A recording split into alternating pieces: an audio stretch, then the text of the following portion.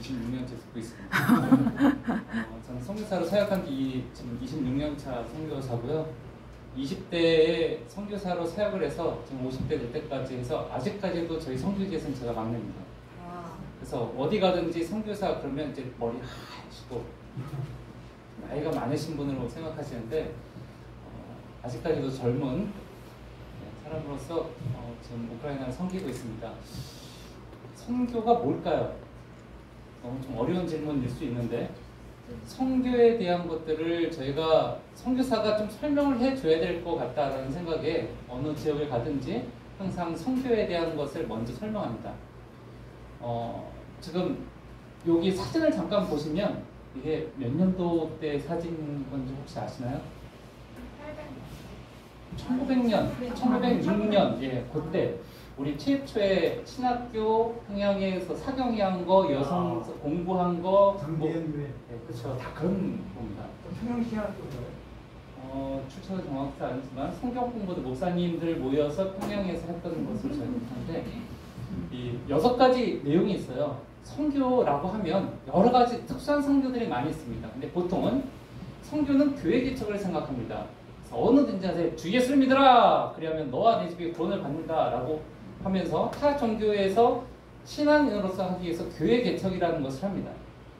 교회 개척을 한 후에 뭐 훌륭한 사람들, 청년들 아니면 믿음의 사람들이 나타나서 신학교 공부하는 것들을 합니다. 그래서 그 각 교회 외국인이 목사가 아닌 그 나라 현지인 사람들을 목회자로 양성하는 과정들, 지금까지 한국 교회에서 한국에서도 이루어졌던 많은 일들이 첫 번째, 두 번째 선교의 범위 안에 속합니다.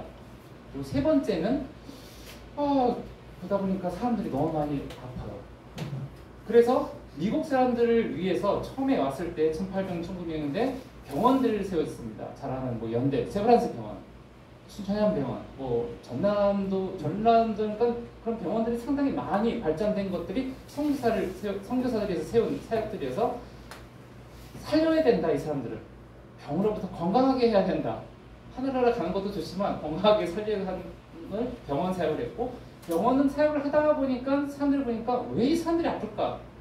결국에는 먹지 못해서 어떤 문제 때문에.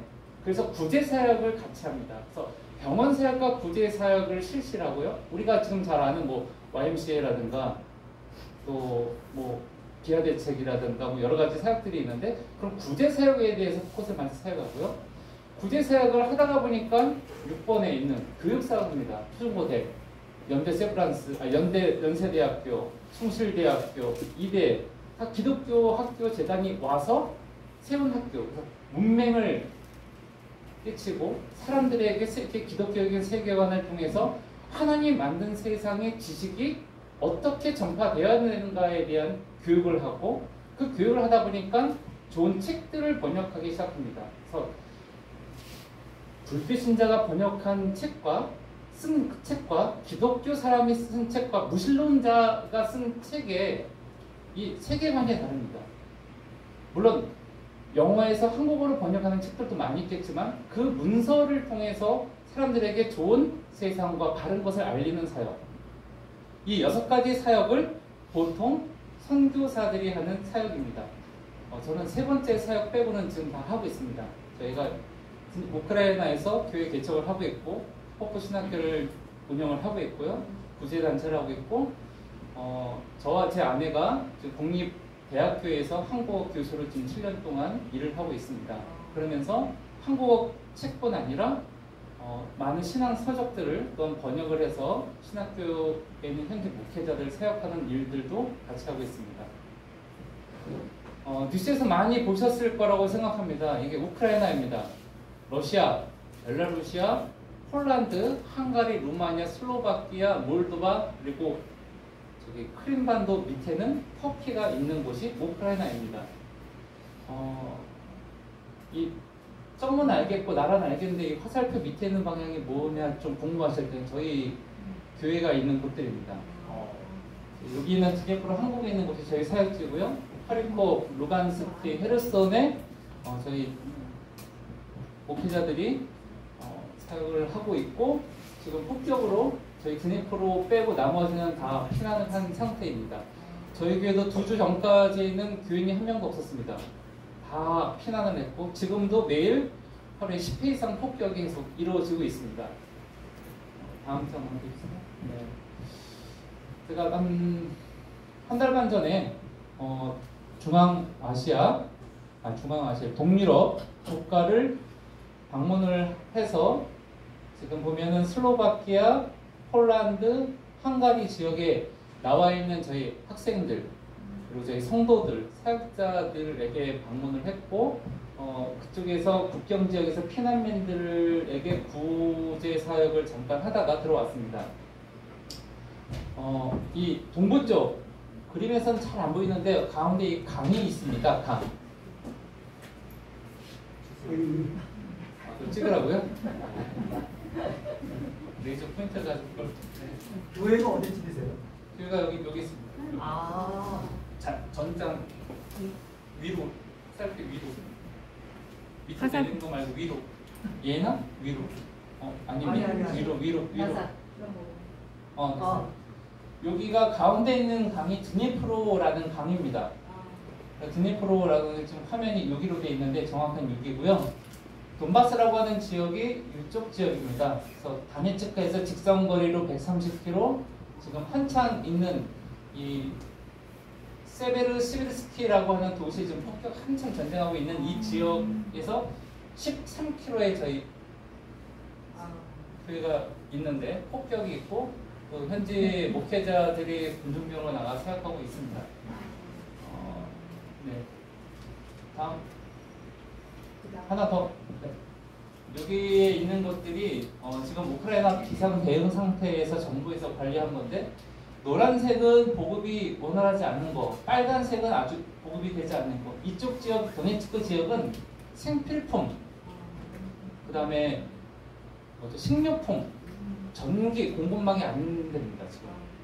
그러니까 물과 수도와 가스가 공급이 안 되어 있는 상황이고요. 지금 이쪽은 키예프가 여기 있는데 키예프 이쪽 지역에는 폭격이 그렇게 많지 않습니다. 그래서 거의 정상으로 복구가 됐고 키예프도 상당히 많은 복구가 됐습니다. 문제는 이 하리콥이라는 도시의 80% 이상은 완파가 됐습니다. 건물이. 그러니까 기둥도 제대로 서 있지 않는다라고 생각하시면 되고요. 이 루간스크는 벌써 점령이 됐고 이 헤르손 지역에 하고 이쪽이 도네츠크 자파로지아 이 지역에 있는 사람들은 러시아 사람들이 귀환하겠습니다라고 하면 지금 시베리아로 보내고 있습니다. 여기에서 시베리아까지 기차로 거의 12일 걸립니다. 12일. 동서가 1360km, 남북이 1110km 정도 됩니다. 상당히 넓은 땅이에요. 근데 러시아 명분이 내가 피난받고 있고 고난받고 있는 러시아 사람들을 보호한다라고 했는데 그러면 가장 옆에, 바로 옆에가 러시아예요. 여기.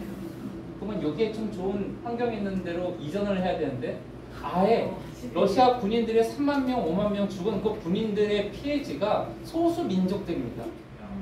러시아 모스크바에서 나온 군인들은 아직 한 명도 전사자가 나오지 않았는데 그러면 정말 이 사람들을 보호하기 위해서는 모스크바로 보내야 되죠. 살기 좋은데 그러면 시베리아로 보내고 군인들의 사망이 가장 많은 지역으로 인구 비율을 맞추기 위해서 보내고 있는 것이 현실입니다. 다음 장. 그 물품으로 저희가 보냈던 건데요. 뭐 다른 거는 봐도 모르시겠지만 라면은 다 아시겠죠. 지금 동유럽, 그 다음에 서유럽에 있는 한인들, 그리고 회사들, 식료품, 이 분들이 약 7만 유로, 한국 돈으로 1억이 넘는 음식, 라면, 햇밥, 뭐 이런 것들을 우크라이나인들을 위해서 다 기부를 하셨습니다. 그래서 난생 처음 먹어보는 그 매운맛에, 한국 사람 매운맛에 그 2월달, 3월달 추위를 녹이고 생존을 했었고요. 덕분에 동유럽에 라면이 없습니다. 그러니까 자기의 판매하는 그 금액의 한 3배 정도를 여기다 다 투자를 했고 2차로 오뚜기에서도 물품을 공급을 해갖고 많은 사람들이 한국 사람에 대한 좋은 이미지를 갖게 되었고요.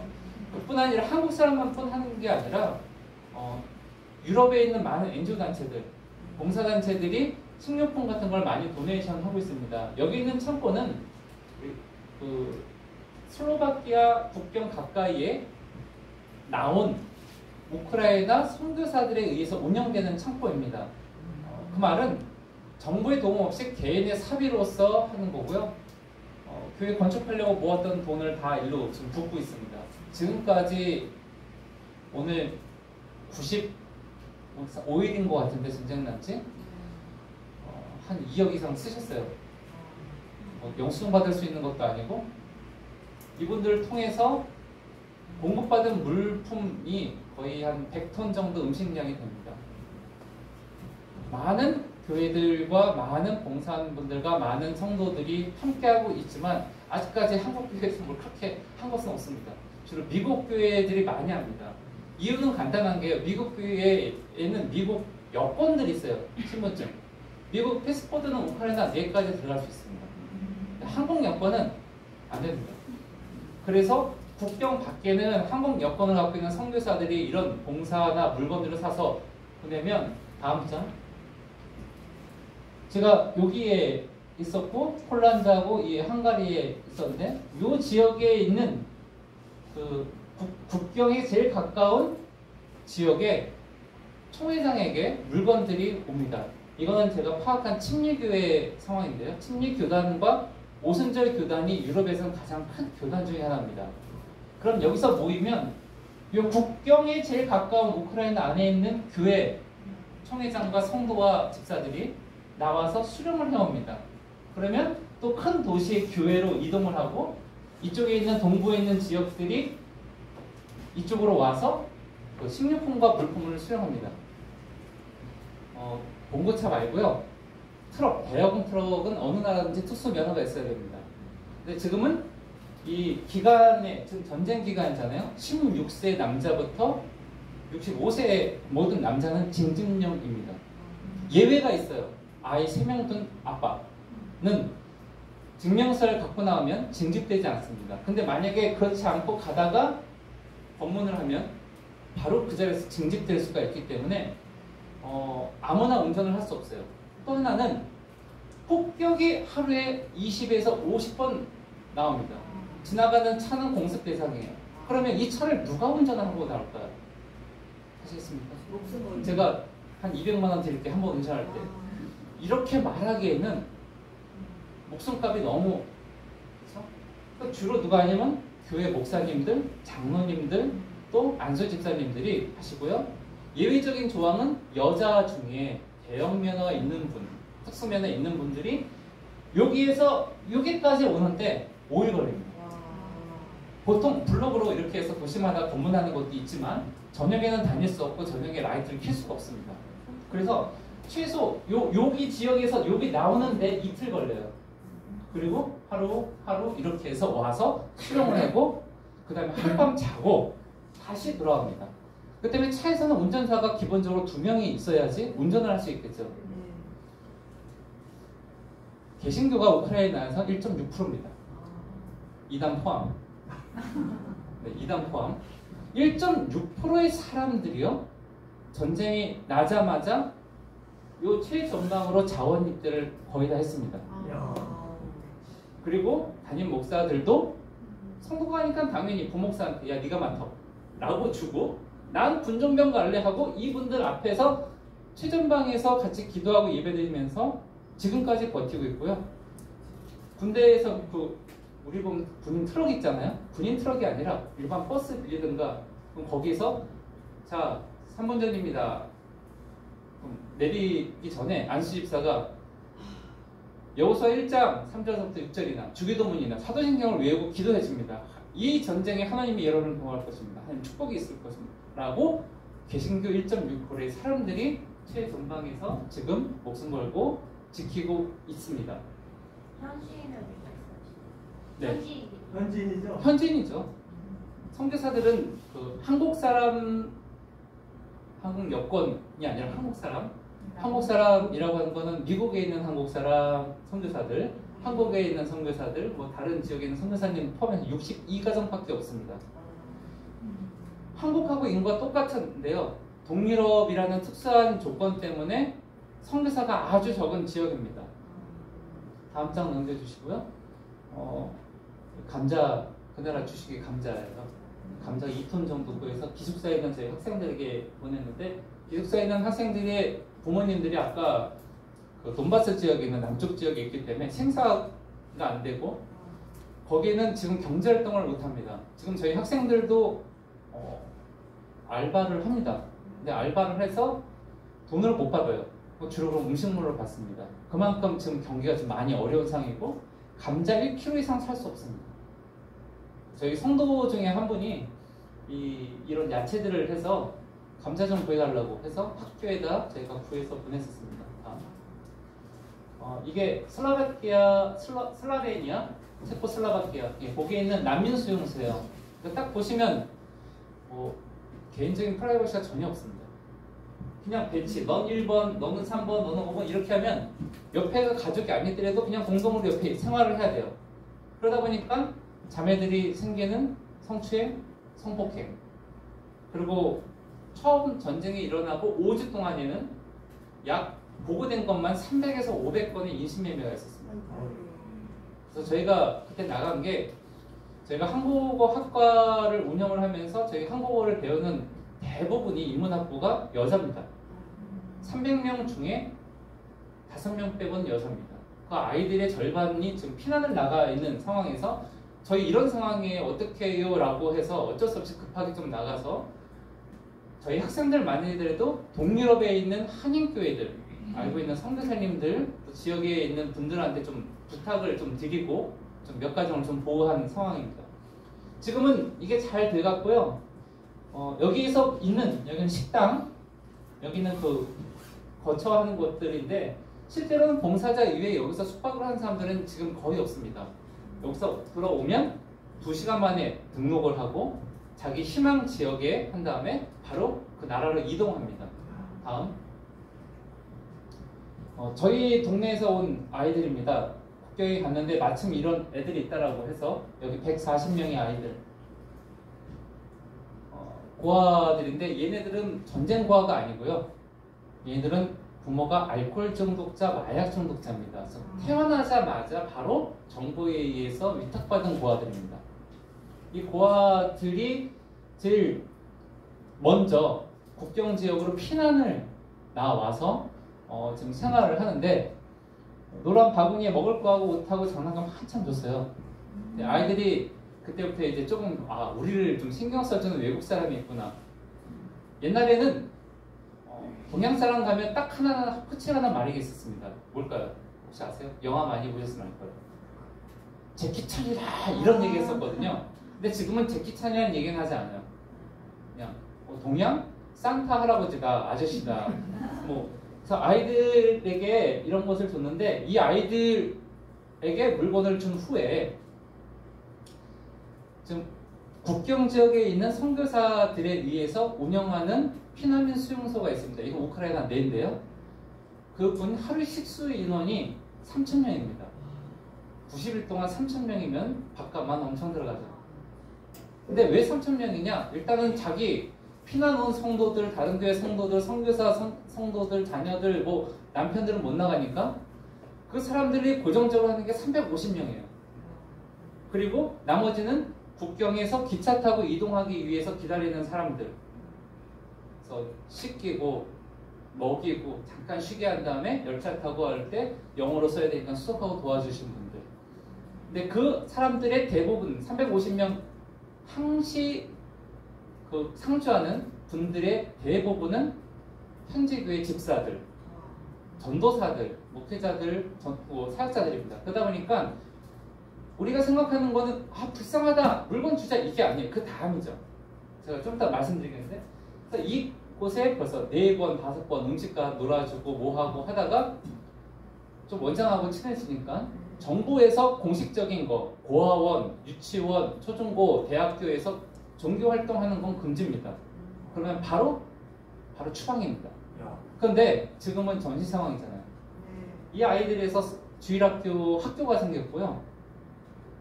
주일학교 우리처럼 뭐 40분 하지 않고요. 4시간입니다. 보통 4시간. 그 4시간 아이들이 얼마나 집중하고 자기 하는지. 이 중에 열 몇 명은 벌써 세례를 받았고요.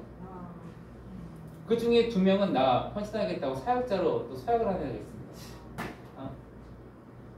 저희 사역자인데요. 일단은 여기 맨 위에 있는 슬라바 전도사 같은 경우는 2년 전에 그 신장 이식 수술을 받았습니다.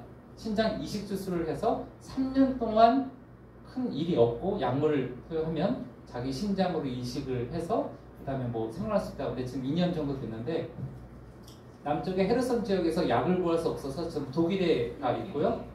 독일에서 피난 온 우크라이나 사람들 위해서 12가정 모아놓고 지금 목회를 또 하고 있습니다. 여기 있는 그 사샤 전도사 같은 경우는 아까 제일 돈바스 지역에 제가 12km 떨어져 있다는 그쪽 지역에서 장애인 특수 목회를 합니다. 그 부스런권에서 장애인은 신의 저주를 받은 사람이에요. 부모가 아니면 조상이. 그렇기 때문에 아이들을 키우면서 얼마나 힘든가. 그리고 일반 교육비의 8배에서 10배가 들어갑니다. 그래서 대부분은 산부인과에서 뭐 초음파 검사하잖아요. 임신도 중에 3번을 합니다. 그 중에 2번째 때까지 의사가 그냥 산모, 부모의 동의 없이 지웁니다. 왜냐면 그 후에 감당할 게 너무 크기 때문에 국가 정책으로 그렇게 하는 할생이 있는데, 그럼에도 불구하고 부모가 지켜서 난 아이들인데 1년 정도 지나니까 이게 너무 다르잖아요. 대부분 1년 정도 됐을 때 아이들을 위탁시설에 보내든 버립니다. 그런 아이들을 16세까지 보원해서 하는데 이분 자녀들이 4명이 있거든요. 쭉 하면서 그 아이들하고 이렇게 정상적인 삶을 살 수 있게끔 하는 특수 사역을 하고 있습니다. 우리 저희고요. 저희 사샤 목사 가족인데 이분들은 좀 특수한 사역을 합니다. 그러니까 저희가 사역하신 분들은요, 일반적 교회를 사역하신 분들은 일반 교회에서 후원을 받을 수 있습니다. 근데 저희하고 사역하는 분들은 일반 사역이 아니기 때문에 아무도 후원을 해주지 않아서 저희가 같이 사역을 하고 있는데, 이분들은 특별히 마약, 알코올 중독자들 재활 훈련을 합니다. 우리가 생각하는 마약, 알코올 중독자들은 1, 2년이 아니라 장기적으로 5년에서 10년 이상 그것을 했던 사람입니다. 그래서 집에 나만 하는 게 없습니다. 가족들이. 근데 그 사람들이 수용소에서 나오면 이분들에게 찾아와서 신앙으로서 그것을 이기는 아침 저녁에 예배를 드리고 공부를 하고 또 기술을 가르칩니다. 3년 동안. 그래서 같이 기술을 해서 사회에 나가서 자기가 적응을 할 수 있게끔. 유혹이요, 우리가 생각하는 유혹보다 마약 유혹이 좀 세다고 합니다. 실제로 이분 사역자들 같이 일하는 3년, 5년 같이 했던 그 사람들 중에서도 실제로 많이 물건을 훔치고 또 가끔은 자기를 못 찾으라고 방화도 하고, 그래서 집이 있었던 거 2번 불났고요. 건축업을 하는데 거기는 모든 공구들을 갖다 팔았어요. 그러니까 우리가 살 때는 한 2천만 원 되는데 팔 때는 200만 원도 안 되거든요. 근데 200만 원이면 한 열흘에서 20일 정도 마약할 수 있는 것을 살 수 있습니다. 그 분들을 또 찾아가서 다시 밥을 사 먹이고 다시 데려와서 하는 일들을 하는 귀한 사역자입니다. 예, 다음 장. 이게 불발탄입니다. 작은 것서부터 여기 뭐 반경 100km에서 모은 거 아니고요. 앞에 보이는 지역에서 뭐 5km, 10km에서만 모은 불발탄이 이 정도입니다. 그러면 실제로 얼마나 많은 폭격이 일어났는지 이게 한 달 정도 모은 거예요. 불발탄을 모아서 두면 여기를 또 폭격합니다. 그럼 더 많은 화상이 있기 때문에 불발탄을 모아서 바로 이거를 어떻게 해결해야 됩니다. 나뭇가지가 없죠. 네. 이게 4월달 얘기예요. 그럼 지금은 더 없을 거라고 생각합니다. 다음 장. 이게 혹시 뭔지 아십니까? 네, 시체 담는 비닐입니다. 보신 분 아니면 민간인이 이걸 볼 일이 뭐 있겠습니까? 유튜브에 있거든요. 네. 저희가 성교사, 저도 여기 가서 이게 하나가 13유로인데요. 1000개를 모아서 구입을 했었어요. 유럽 전체 인터넷 사이트나 뭘 해갖고 1000개 구하기가 힘든데 선교사들에 의해서 보낸 것만 10,000개입니다. 그러면 군인들에 의해서 다른 NGO 단체에서 보낸 게 얼마나 많은지 한번 생각을 해보세요. 러시아 군인들이 철수하면 그 마을에 민간인 400에서 1000명의 집단 안매장하는 것들을 많이 보고요. 그리고 러시아 군인들 시체가 공식적인 건 약 4만 명 나오는데 자기 군인들 시체는 필수적으로 자기 군인들이 수거해서 데려갑니다. 러시아 사람들 데려가지 않아서 자기 아들을, 자기 가족을 죽인 그 우크라이나 상처 있는 그 사람들이 다시 이것을 수령을 해갖고 냉동고에 보관을 하고 집단 매립을 하고 있는 상황입니다. 요셉의 미니스트리 창고라는 거, 요셉이 7년 흉년 때 7년 흉년을 준비한 것처럼 지금은 준비할 때인 것 같습니다. 그래서 실제로 많은 양의 물건들이 필요합니다. 그러나 지금 필요한 것보다 더 많은 것이 재건 때 필요합니다. 공식적으로 나온 것만 약 800조가 있어야 기본적인 인프라가 복구가 됩니다. 800조라고 한다면 엄청난 금액이라고 생각합니다. 다음 장을 보시고 몇 가지 기도 제목 있습니다. 일단은 우리 아까 보여주신 3명의 사역자들과 저희 성도들 위해서 기도해 주십시오. 어렵기 때문에, 무섭기 때문에 신앙을 버리지 않게 해달라고 기도해 주셨으면 좋겠고요. 전쟁 시기에 구제와 복음이 이루어질 수 있고 그들이 생활이 될 수 있도록 또 특별히 저희 피난 간 성도들이 어려운 환경 속에서 주님을 만날 수 있도록 기도해 주시면 좋겠고 3명의 사역자들이 사명을 잃지 않도록 또 물질의 어려움과 건강을 지킬 수 있고 또 저희 한 200여 명 되는 학생들, 피난 간 학생들이 학업을 포기하지 않도록 또 지원될 수 있도록 후원과 함께 기도해 주셨습니다 합니다. 아니 그러면 제가 하나 질문을 드리고 싶은 것이 있습니다. 한 나라의 선교사들이라고 하면 그 나라에서 거의 뼈를 묻고 가장 어렵고 힘든 일들을 많이 하는 사람들이 보통 선교사라고 생각합니다. 근데 왜 하나님은 단 한순간이라는 상황을 통해서 우크라이나에 있는 전 세계 사역자들을 왜 다 빼내셨을까요? 어떤 긴박함이 있었을까? 선교사들이 여권말소라는 게 없었고 그것이 한국 교회에 피해가 있다라는 것을 인지하지 않았으면 단 한 명의 선교사도 나오지 않았을 겁니다. 근데 저희가 떠나면서 얼마나 마음이 불편했겠어요. 눈물도 흘렸고 개인적으로 20년 동안 살던 집이 있고 사역자들이 있고 성도들이 있는데 성도들이 다 떠난 다음에 나오거나 아니면 내가 병들어서 치료하기 위해서 나오거나 이건 괜찮은데 그걸 다 두고 어려운 상황에 떠날 때 얼마나 힘든 마음이 들었겠습니까? 하나님께 질문했습니다. 왜 하나님 이 시간에 이런 일이? 그런데요 오면서 놀라운 일들을 저는 보았습니다. 2월 16일 날 저희가 그 주일 예배 끝나고 나오면서 19일 날 24일 날 뭐 전쟁이 시작됐는데 기차역에 폭격이 시작되면서 아니면 사람들이 제일 먼저 하는 건 피난이겠잖아요. 2월 24일 날 새벽 5시에 공습이 있자 우크라이나 현지 국회의원들, 정치인들은 비행기 7대를 띄워서 전 세계를 띄워서 다 도망갔습니다. 정상적인 일이라고 저희도 생각합니다. 누구나. 그러나 1.6%의 개신교 4,300만이거든요. 그러면 1%면 43만 명이죠. 대충 40에서 50만 명인 사람들, 개신교 사람들은 이 사람들이 기차역에 공항에 제일 먼저 나가서 사람들에게 찬양을 부르면서 하나님이 우리를 보호하실 겁니다. 우리를 위로하실 겁니다. 떠난 사람들, 식사 못한 사람 식사를 제공하고 물을 주고 기도해주는 일이 생겼습니다. 놀랍지 않습니까? 그 다음에 더 놀라운 건요. 각 유럽에 가보신 분들 아실 거예요. 작은 도시도 중앙에 큰 광장이 있습니다. 그 광장에 숨어있던 개신교 사람들이 나가서 그 광장에서 무릎을 꿇고 회개하는 일들이 생겼습니다. 하나님 나 도와주세요. 나 죽을 것 같아요가 아니라 하나님 우리가 천년의 기독교 역사를 갖고 있는 이 나라가 주님을 떠났습니다. 이 일을 통해서 우리가 돌아오게 해주세요. 하나님께 돌아오게 해주시고 하나님께 회복하게 해주세요 라는 기도의 운동과 회개 운동이 있은 후에 개신교 사람들이 그러면 내 나라는 내가 지켜야 되겠다라고 해서 모든 청년 남녀 3대 할아버지, 아들, 손자가 자원일대를 하는 일들이 생겼습니다. 지금도요 가는 사람들 군복, 군화 사들고 가야 됩니다.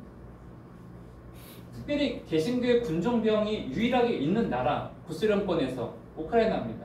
군종병은 지원이에요. 다른 것도 지원이지만 군종병은 군화뿐 아니라 군모, 방탄모, 방탄복까지 사 갖고 와서 저희 선교사들이 제1 지원이 바로 군종모, 개신교에 있는 사람들을 지원하는 일들이 생겼습니다. 지금도 지난주에 제가 돈을 모아서 개인적으로 한 700만 원 정도 모아서 40명 정도 되는 군화 군복, 지금 100일이 거의 다 가까이 되는데요. 군복 하나, 군화 한 벌로 지금 버티고 있어요. 비도 있었고 추위도 있었고 갈아입을 옷도 있어야 되는데 옷이 없어서, 그래서 그런 일들을 저희 선교사들이 계속해서 지금도 하고 있고요. 성도들이 여기 들어온 성도들도 보호를 해야 됩니다. 한국에서 그냥 집을 주지 않습니다. 전세금도 마련해줘야 되고 월세도 마련해주고 직장도 마련해주고 비자도 해야 되고 일할 수 있는 환경들과 먹을 수 있는 것, 병원을 데려가야 되고 그런 일들을 지금 한국에 있는 32명의 선교사들이 하고 있고요. 젊은 사람들이 얼마 없기 때문에 대외적인 것, 외신보도, 뉴스, 그 다음에 인터넷에 있는 신문사들, 그런 곳에서 저희 선교사 젊은 사람들이 나가서 인터뷰를 해주고 설명을 해줍니다. 제가 국립대학교의 정교수로 되어 있기 때문에 선교사라고 하면 인터뷰하지 않습니다. 근데 저는 교수 자격으로 비자를 받고 있고 그 나라 영주권을 소지하고 있는 사람이기 때문에 그 사람들에게 저는 선교사지만 대학교입니다 라고 해서 저희 선교사들의 입장을 대변한 일들을 좀 많이 했습니다. 불쌍하다고 절대로 기도해 주지 마시고요. 이 일을 통해서 하나님의 회복이 있게 해달라고 기도해 주십시오. 피난민들, 지금 폴란드, 루마니아 아까 나온 사람들이 600만이 넘습니다.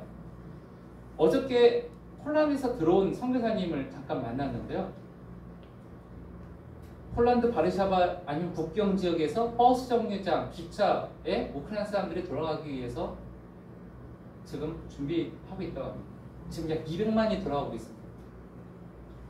전쟁 중인데 돌아오고 있다. 좀 이상한 상황이죠. 제가 질문을 마지막 하나 더 드리면, 피난 나온 사람이 국경을 벗어나서 난민 수용소에 가서 도와달라고 하는 것이 있어요. 제일 처음으로 제일 많이. 그게 뭔지 아십니까? 물, 옷, 돈, 핸드폰? 아닙니다. 바로 성경책입니다.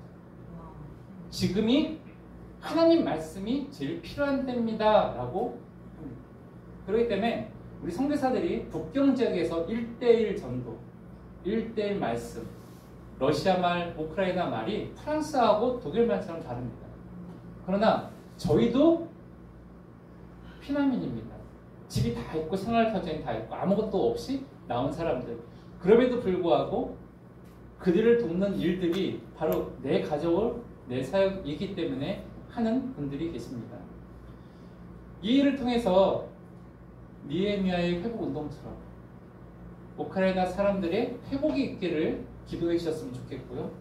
동유럽으로 가서 희한한 것들은 동유럽의 서유럽에 있는 교회들이 무너졌는데 그 무너진 교회에 지금 예배가 우크라이나 사람들에 의해서 시작되고 있습니다. 300명, 500명 예배들이 모이고요. 찬양이 있고요. 기도가 있습니다. 우크라이나 사람들 기도하고 예배 드리고 보통 우린 3시간씩 합니다. 찬양 1시간, 말씀 1시간, 기도 1시간. 참 재미없죠. 그러나 사람들이 본질적으로 돌아가자. 하나님께 회복하자라는 것. 특별히 지금 기도하실 때 필요하신 것이 당장은 먹고 사는 게 먼저입니다. 그러나 불쌍하지요. 불쌍하기 때문에 도와준다면 하나님이 그들을 바라보는 사역과 관점은 잊어버리게 됩니다. 그렇기 때문에 그것이 아니라 하나님의 눈으로서 기도해 주시고 바라봐 주셨으면 합니다. 다음. 오늘 말씀 잠깐 보겠습니다. 데살로니가전서 2장 4절로 1장 2절로 4절입니다. 같이 읽어보겠습니다. 시작. 우리가 너희를 위하여 하나님께 감사하고 기도할 때 너희 나라는 너희 믿음의 역사와 사랑의 수고와 우리 주 예수 그리스도에 대한 소망의 인내를 우리 하나님 아버지 앞에서 쉬지 않고 기억하더니 하나님의 선택하심을 받은 신자들아 너희의 택하셨습니다. 데살로니가서는 우리가 잘 알고 있듯이 사도 바울이 3주 동안 설교를 하고 세운 어린아이와 같은 정말 교회입니다. 3주 설교하고 떠나면서 이 교회가 설까 말까 없어지지 않을까 하는 걱정과 두려움이 있었습니다. 물론 모든 선교사들도 똑같은 생각이었습니다. 선교사가 떠나면 그때부터 하나님의 역사하십니다. 이상하죠? 근데 선교사들은 걱정과 두려움이 있습니다. 근데 선교사들을 위로하신 것이 그거예요. 떠나면서 그들이 다시 모이고 그들이 회복하고 그들이 기도하는. 저희 교회도 몇 주 동안 없었는데 지난주에 그 피난 갔던 사역자가 돌아오고 성도들이 모이면서 예배가 시작이 되었습니다. 그리고 피난민들이 저희 교회에 모여서 예배를 드리는 일들이 시작되었습니다. 사도 바울의 항상 첫 번째 마음은 큰 교회, 성장하고 있는 교회가 아니라 이제 시작하는 교회, 어린 교회에 있었습니다. 이 데살로니가 교회를 떠나면서 디모데를 만나기 전까지 얼마나 많은 근심과 아픔이 있었겠습니까? 그렇기 때문에 사도 바울의 첫 번째는 내가 하나님께 기도할 때마다 너희를 위해서 말한다라고 말을 하고 있습니다. 저희도 떠나면서 지금까지 제일 첫 번째 기도는 바로 저희 성도들, 저희 사역자들입니다. 물론 저희도 부모도 있고 여기도 여러 문제도 있지만 근데 그 소식을 들을 때 감사했다라고 얘기합니다. 이 데살로니가 교회가 어려웠지만 얼마나 든든하게 서가고 있습니다. 3주 동안 배웠다. 예를 들어서 매일같이 예배를 하루에 3시간씩 들었다 해도 배우는 성경 말씀이 그렇게 깊거나 넓지 않을 겁니다. 아주 중요한 말씀만 들었고 복음의 핵심만 들었음에도 불구하고 그것들을 스스로 상고하고 묵상하고 함께 힘쓰는 것, 이것이 바른 것이다, 이것을 지켜야 된다 라고 하는 모습들을 사도 바울이 들었기 때문에 이 데살로니가 교회에게 편지를 보내며 말세에 향한 너희들의 마음이 어떤 것인가에 대한 쓴 것이 바로 데살로니가 교회에 대한 편지입니다. 데살로니가 교회의 핵심 내용은 말세의 준비입니다. 내용을 보면 전혀 그렇지 않아요. 밑으로 넘겨주세요. 네. 오늘 본문에 보면요 3절에 믿음의 역사에 대한 것이 나옵니다. 믿음은 역사입니다. 역사를 다르게 얘기하면 움직임, 무브먼트라고 설명할 수도 있고 역사는 힘, 행동이라고 설명했습니다. 과연 나는 어떤 믿음의 움직임이 나에게 있는가 우리는 생각해 봐야 합니다. 환난 때, 어려울 때는 참 믿음을 지킵니다. 믿음을 잊어버리는 것은 참 아이러니하게 평안할 때입니다. 요즘 청년들에게 꿈이 뭐냐라고 하면 10억 모으는 겁니다. 어떻게 보면 되게 좋은 목적일 수도 있어요. 근데 어떻게 보면 되게 허무한 목적입니다. 쉽게 생각 로또 한 번만 당첨되면 그 꿈은 언제든지 이룰 수 있는 거예요. 자기 노력과 상관없이. 그럼 그것을 얻은 다음에 어떻게 살 거냐? 그때 봐서요. 우리 믿는 사람에게 과연 믿음의 목적이 무엇이라고 생각하십니까? 나는 왜 믿고 있고 내가 왜 이 자리에서 예배를 드리며 내가 나의 삶의 예배를 하나님께 드리는 목적이 무엇이라고 생각하십니까? 그 목적을 위해서 나는 내 자리를 지키고 있고 이런 수고를 하고 있다는 것을 하나님이 질문하신다면 우리는 과연 무엇이라고 얘기할까요? 어떻게 보면 데살로니가 교회는 날마다 뭐 했어요? 배운 것을 지켰어요. 배운 것을 행했습니다. 아주 간단한 거예요. 왜 모였어요? 왜 그것을 합니까? 왜 기도합니까? 그것이 믿음이기 때문이라고 그들은 대답할 수 있습니다. 하지만 그들이 안 믿음은 정말 세례받은 세례 문답 같은 아주 기초적인 수준이었습니다. 어떤 뭐 박사과정에 어떤 많은 무슨 뭐 세미나를 통해서 배운 그런 지식이 아니었습니다. 그럼에도 불구하고 그들은 그의 믿음을 지키기 위해서 수없이 많은 믿음의 역사를 했다라는 것을 사도 바울은 먼저 얘기합니다. 모태신앙 혹은 몇십 년 신앙생활, 어떤 직분, 그것으로 하나님은 우리의 믿음의 모습과 능력을 판단하지 않습니다. 저도 개인적으로는 배울 만큼 배운 사람입니다. 석사, 학사, 박사 3개 이상 있습니다. 그러나 그게 내 신앙을 자랑하는 것은 아닙니다. 그럼에도 불구하고 제가 저를 볼 때 얼마나 부끄러운 믿음이 있고 얼마나 작은 믿음이 있고 얼마나 하나님 앞에 넘어지는 것이 많은가를 수없이 고백하고 그럼에도 불구하고 이 자리에 다시 서기 위해서 얼마나 노력하고 있는지 다른 사람은 다 몰라도 아마 하나님은 알고 저는 알 겁니다. 여러분도 마찬가지입니다. 무엇을 했다가 아닌 과거형이 아니라 현재형 이해해야 됩니다. 두 번째는 사랑의 수고를 얘기합니다. 사랑의 수고가 없다면 그것이 참 사랑일까요? 예수님이 말로만 내가 널 사랑했었다 라고 하고 십자가에 안 들어가셨다면 과연 우리는 그분의 큰 사랑을 정말 느꼈을까요? 내가 의인이할 때 그분이 나를 찾아와서 만나셨다면 나는 조금 더 떳떳할 수 있었을까요? 이 모든 질문에 우리는 아니라고 말할 수밖에 없습니다. 주님의 사랑의 수고, 내가 드리는 몇 천만 배보다 큰 사랑의 수고, 주님이 나를 사랑하셨기 때문에 이 자리가 지킬 수 없고 이 자리가 힘들고 이 자리에서 넘어질 것 같고 도망가야 되는 상황임에도 불구하고 그 자리를 그분의 사랑으로 해서 지키는 것, 이것이 바로 사랑의 수고의 힘이 아닌가 생각합니다. 아까 제가 그 수송하는 거 말씀드렸죠. 여러분 중에 혹시 하실 마음 있으십니까?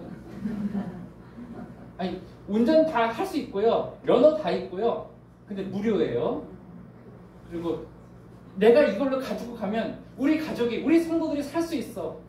그럼 기쁨으로 하실 수 있는 건 정말 있으십니까? 폭탄만 안 떨어지면.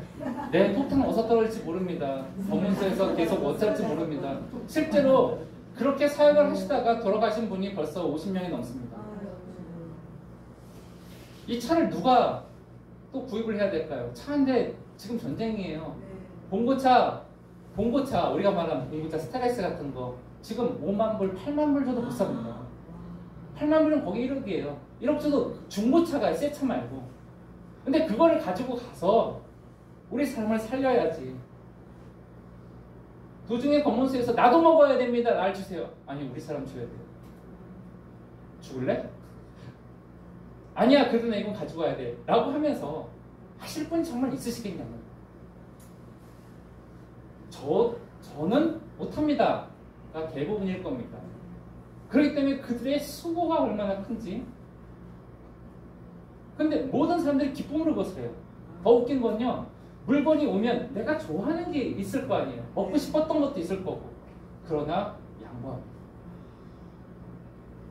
나는 요거 하나만 있으면 돼요. 저 사람에게 더 필요해요. 얼마 전에 저희 학생들 LA에 있는 한인회에서 고려인들과 우크라이나는 학생들 지원을 하기 위해서 얼마 전에 통화를 했었는데 우리 학생들에게 질문을 했습니다. 야, 어려운 학생들, 부모님들 거기 있고 도움받을 수 있는 사람들 계좌번호하고 여권하고 연락처 나한테 보내. 하루 지나고 이틀 지나고 3일 지났어. 마감일 돼서 연락을 했어요. 왜 안 보내냐 아무도. 그랬더니 서류가 어려워? 그랬더니 하는 말이 저는 살만해요. 더 어려운 사람 도와주세요. 걔네들이요 한 달 그냥 먹고 최소 하루에 2끼 이상 먹고 하는 식료품 비로 최소 20만 원 이상 들어가거든요. 근데 자기가 아르바이트해서 버는 돈이 5만 원이 안 돼요. 그렇기 때문에 얘기를 했는데도 불구하고 더 어려운 사람들 도와주세요. 내 것을 포기하는 것이 사랑의 수고입니다. 아마 자녀를 키워봤던 분들은 자녀를 키우면서 내 것을 얼만큼 포기를 해야 되는지 수없이 갈등을 안 하실 겁니다. 사랑하게 그냥 주는 거예요. 아깝지 않게. 남의 애들 키우면 갈등합니다. 참 신기한 게 죄송합니다.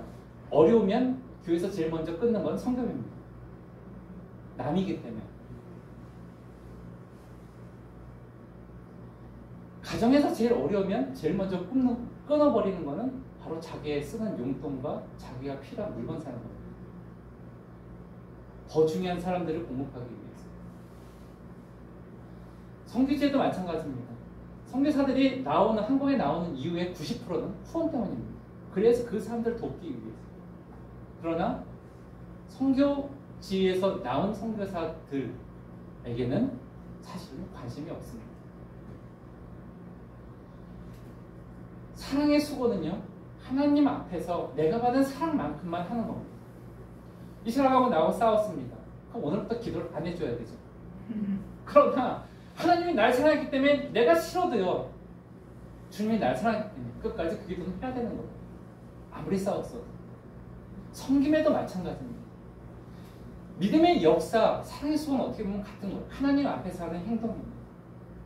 세 번째는 소망의 인내예요. 나에게 어떤 소망이 있습니까? 아까 얘기한 10억?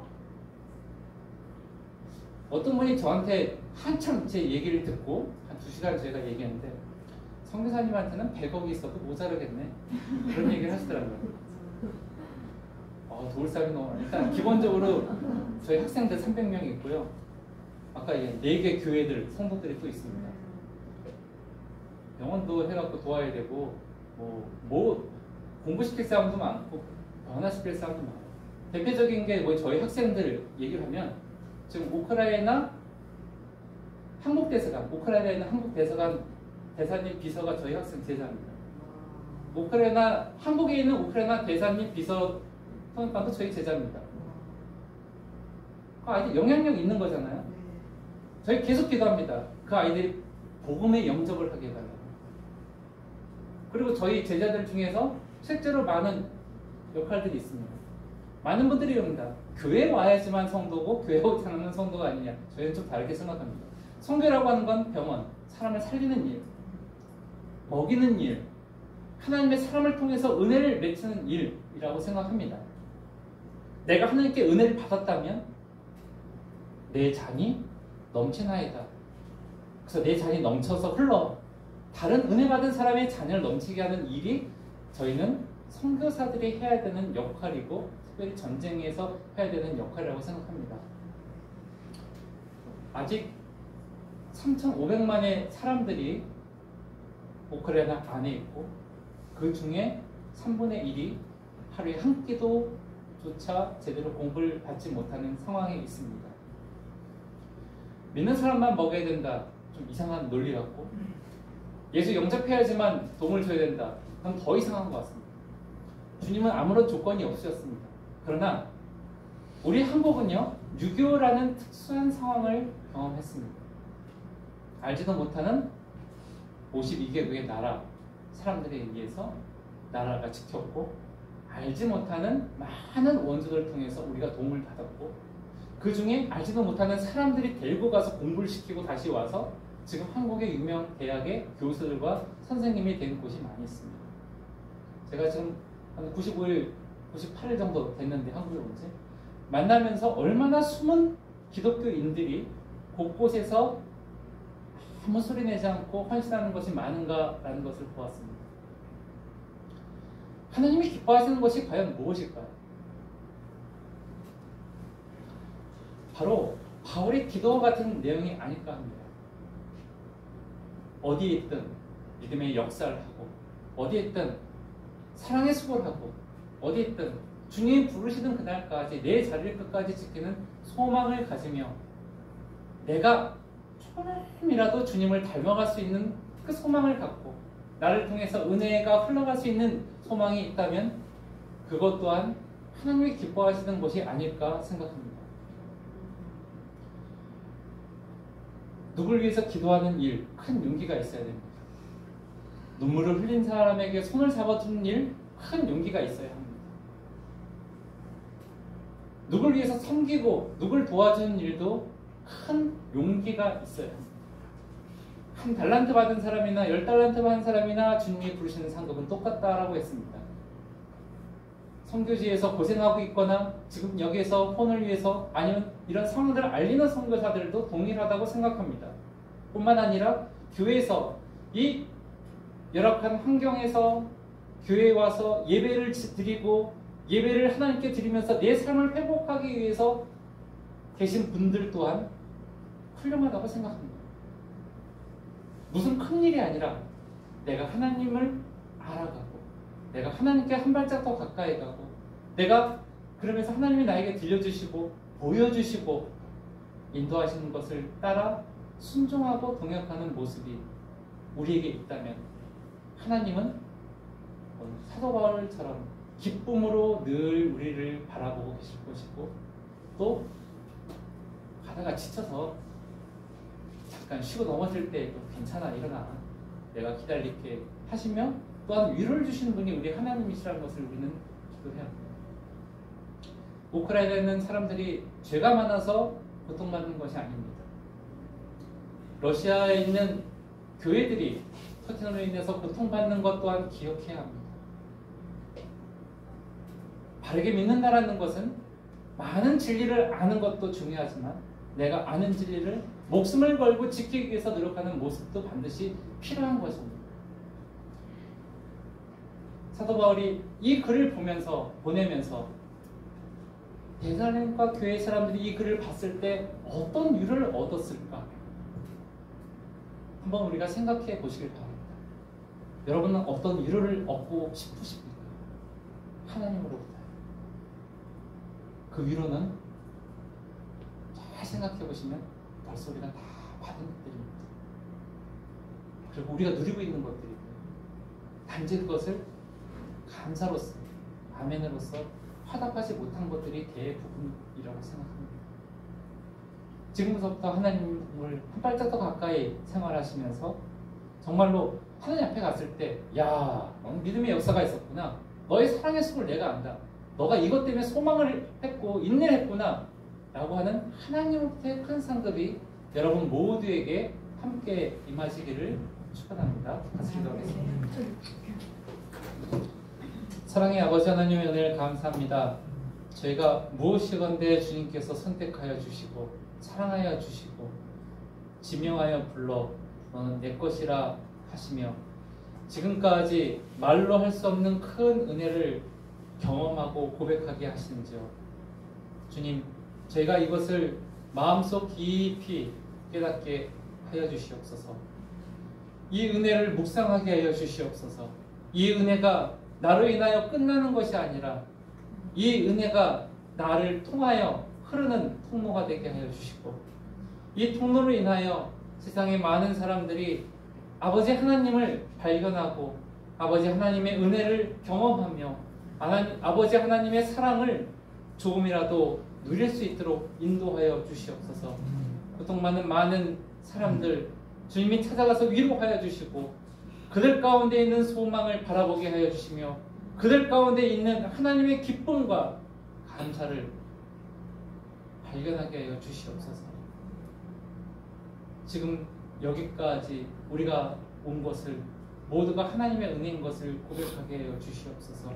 그리고 앞으로 갈 모든 것도 주님의 은혜라는 것을 저희가 소망하며 살 수 있도록 인도하여 주시옵소서. 모든 것을 감사하며 예수 그리스도의 이름으로 기도합니다.